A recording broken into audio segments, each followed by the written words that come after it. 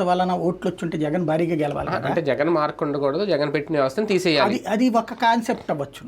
కానీ ముద్ర ఇక్కడ ఇదేంటంటే కాంగ్రెస్ ఫార్ములాను ఒకసారి చెప్తారు ఇదివరకు, తినిపించు. అవును. ఇక్కడ అలా జరగాలి అన్నమాట. ఇప్పుడు ఈ సచివాలయ వ్యవస్థ, వాలంటీర్ వ్యవస్థ వచ్చాక ప్రభుత్వ ఉద్యోగం ఏమైనా తినగలిగాడా?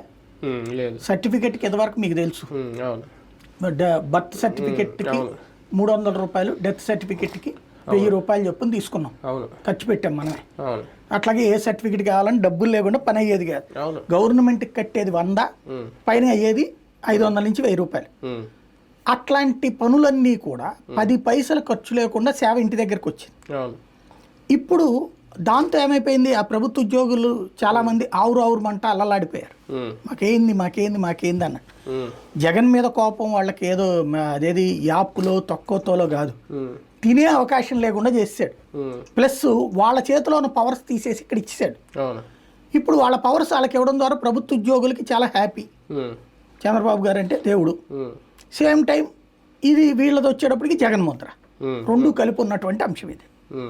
తీసేయడం అయితే ఖాయం, పక్కా కదా కనపడుతుంది కదా. 3వ నెల కూడా అయిపోతుంటే స్కిల్ ద్వారా చూపించడం, ఇంకో ద్వారా చూపించడం, అదంతా పోసుకోలు కబుర్లు అంతా మించేం లేదు.